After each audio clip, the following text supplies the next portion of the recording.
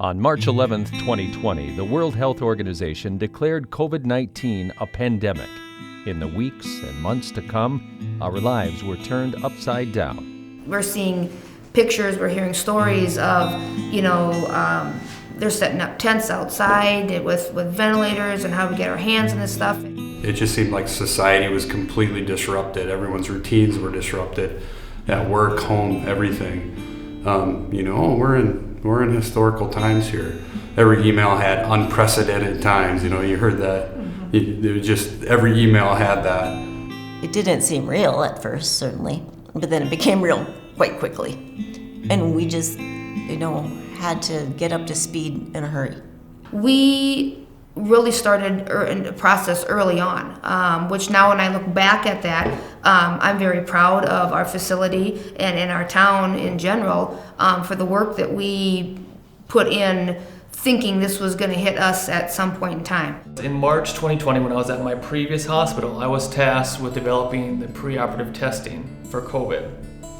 So right when testing was coming out, I had to develop a strategy to get the patients in to the hospital to get them tested safely, and then also to develop our protocols to get the patients into the operating room safely that needed to. So that was at my previous hospital, and then so that was in March, and I moved here in August, and then when I got here, it was super smooth, that process. It was all done already, and we were just talking about Jen Kratz, who is the operating room head nurse, and she had the process down along with all the other nurses in the clinic, and I just thought that was super impressive because I had spent all this time developing that right away at the previous hospital. It was a bigger hospital than Sanford Vermilion, but what that means is that there's really less resources here because sometimes than other bigger hospitals, and to have it done so smoothly, I was super impressed and very thankful. Many things were unclear in the beginning, but one thing that was clear, information was going to change. It changed every single day, almost every hour, about what we were doing. Whether it was protocols, whether it was testing, whether it was, somebody's sister is positive, so now they're quarantined, so they won't be in today. Somebody's daycare provider had a positive, so they don't have daycare, so they won't be in today. So it was honestly an ever-changing daily thing. The week, we had our daily meetings and the information was changing so rapidly. It's that you had that sense of anticipation. You knew it was coming. It was like waiting for the other shoe to drop. When are we going to get our first case? When are we going to get our first patient? I can remember the first patient we had that we knew was COVID positive came into the ER, was a walk-in, and of course we closed all the doors, and it was very much to the magnitude, if you would. It was just the high stress, high anxiety of, having to now perform all these duties in the PPE, having to make sure you're taking stuff off, putting it on in the correct order.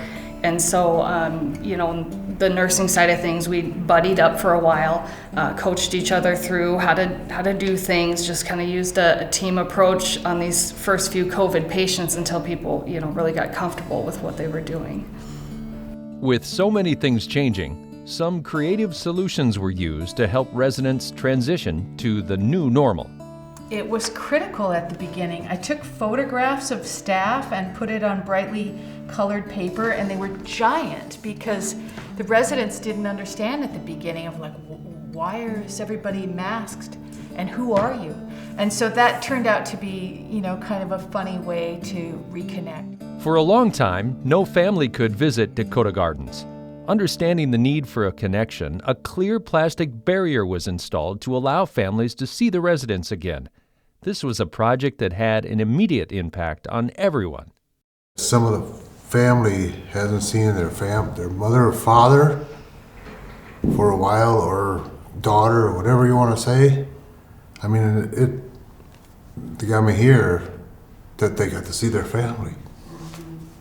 Giving them that extra sense of relief was really nice to see. You could see the residents' excitement and the family's excitement at least being able to see them, but there was still that need for physical touch, which took a while to come. Having the ability to test community members for COVID-19 was a critical task to help keep the community safe and to better understand the virus. We'd done drive-through flu shot clinics before, so the drive-through thing wasn't really any kind of a different idea for us, but we were going to be testing, so it was a little scary. When we did USD testing before Thanksgiving, because they were supposed to kind of get tested before they went home, and we had them all the way up to Main Street, because people would say, do you realize you have traffic backed up to Main Street? And we're like, so her and I are in a PAPR for almost 2 hours in the tent. And, you know, got warm. It got warm. There was plenty of sweaty days. Yep. And you were literally dripping with sweat underneath that PAPR. And you would see if your air button was on, actually. Yeah. Summer turned to fall, and word of an approved vaccine came to Vermilion. Eventually, a vaccine was approved for frontline workers, and it couldn't have come soon enough. 2 days before Christmas, we were able to vaccinate our healthcare workers. And it was on a snowstorm, and people came out. People were there ready for us. We didn't have our processes like totally in place because we kind of got sprung on it like a few days before, but we were able to figure it out, and it was pretty cool. I feel like everyone that got their vaccine just went, like took a really big deep breath, and it was like everyone was so happy. I've never seen, like, I came here like 2 months before COVID happened, and so then the dynamic of people is like very interesting to like hop right into a pandemic. Like I didn't know people here very well, and it's like you only know their game face, like they're ready to go, and everybody seemed a lot more relaxed, and it was a lot more, I don't know, everyone was like laughing and having fun, and kind of just sense of relief. Right before Christmas is an awesome Christmas present. Once essential workers were vaccinated, it was time to start vaccinating the rest of the population. However, between answering the phones, calling people to let them know they could get their shot, and all of the rest of the logistics, this was no small task. Definitely a challenge for all of our staff. I think it, tested us. I mean, it put us in a role that we weren't used to. You're used to a busy day, but nothing compared to what we just encountered. Those phone calls, you come home at night, you're like, I can't talk to another person right now. I'm so tired. But yeah, it was a challenge.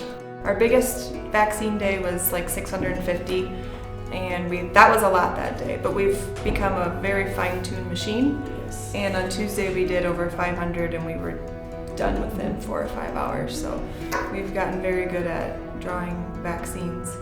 I know one of our patient access staff, I think it was the first day we did it, she's like, have you ever seen an 85-year-old lady run with her walker? Or a gentleman so excited to take his wife to get a perm. It was like social hour. I called it Ladies' Aid. People were so excited to gather. They didn't care about social distancing at that point. I could have our chairs separated out as much as possible, and they were moving.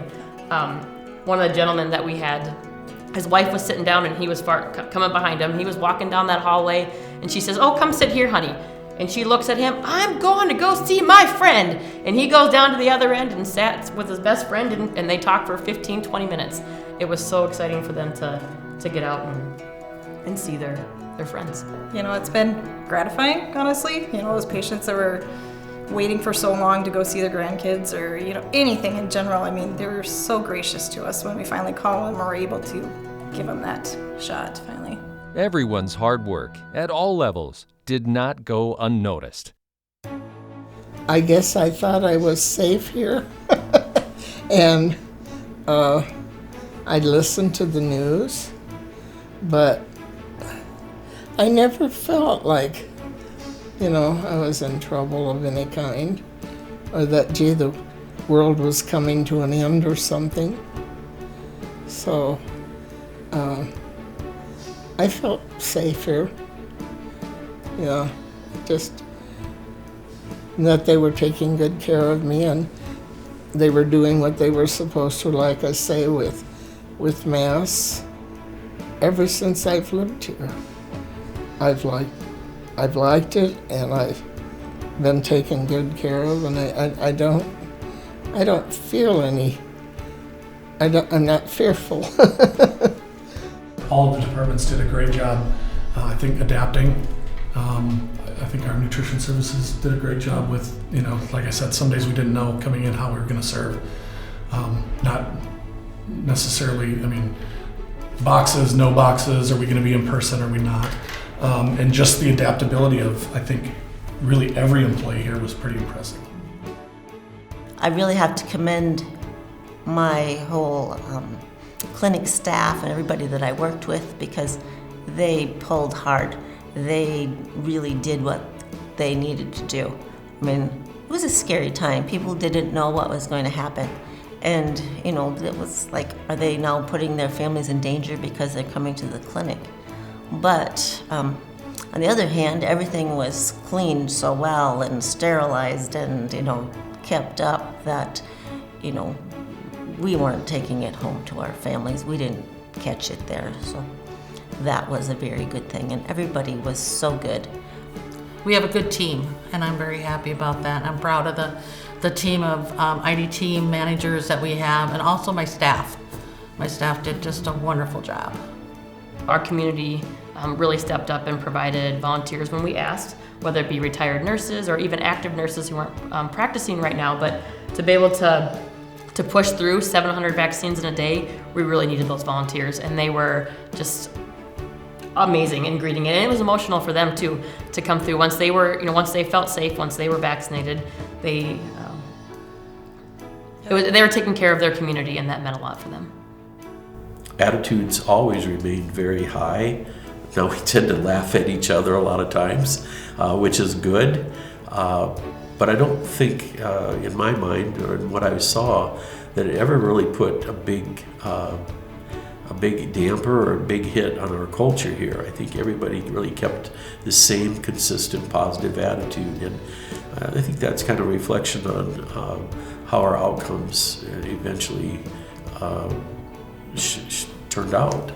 I think for the community here that we had a very good outcome out of a bad situation.